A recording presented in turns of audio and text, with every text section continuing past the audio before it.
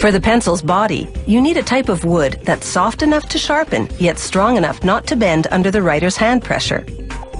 This German pencil factory uses cedar from California. The wood is 5 millimeters thick and arrives pre-cut in slats of 18 by 7 centimeters. One by one, the slats pass under a giant cutting wheel. It carves grooves that will become the channel down the middle that holds the lead. The next machine fills the grooves with glue, a special formulation that's slightly elastic. This cushions the lead so that it's less likely to break inside the channel. Every second slat moves on to another conveyor belt. The ones that stay on this line head toward the machine that lays in the lead. The lead is made of a graphite and clay mixture, baked in an oven at more than 800 degrees Celsius. The lead-laying machine's wheel loads itself with leads.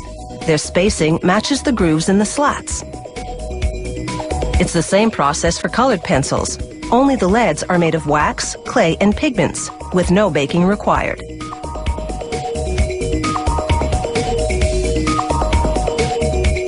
Now for the slats that move to that other conveyor belt. An automated arm flips each one over, slides it across a glue applicator, then drops it onto a leaded slat on the other conveyor belt.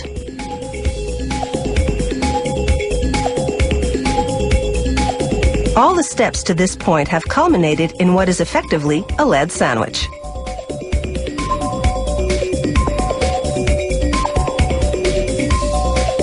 Now a plunger squeezes those sandwiches together with a full ton of pressure. It compresses them for an hour while the glue dries. After that, it's just a matter of slicing the sandwiches into pencils. This shaping machine makes the hexagonal profile in 2 steps. First, its upper cutter forms 3 sides on top, then its lower cutter shapes 3 sides on the bottom. As soon as the bottom side is cut, the pencils separate.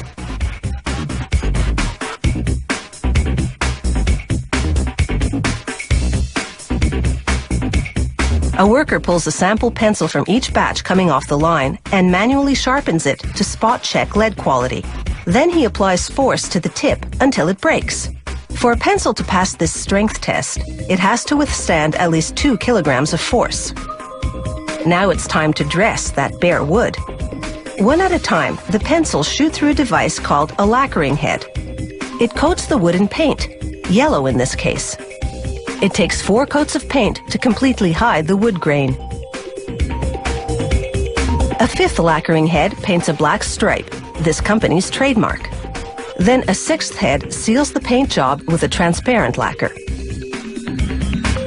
From the paint line, the pencils make their way to a stamping machine. At an astounding rate of 500 pencils a minute, the machine heat transfers foil lettering from a plastic film to the painted wood. Last stop, the rubber tip assembly machine. First, it squeezes the top of the pencil to slide on an aluminum ferrule. Then it inserts a rubber eraser into the ferrule's other end and squeezes that tight. European-style pencils have a painted cap instead, the color indicating how hard the lead is. After a coat of transparent sealer, the pencils take a series of dips in the first color, then once that dries, in the second color. The final coat is a high-gloss lacquer. The pencils are finally ready to roll across a grinding drum for sharpening.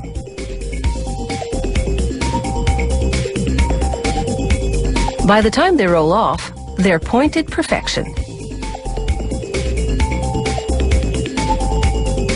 Looking as good as they perform, today's pencils sure have the right stuff.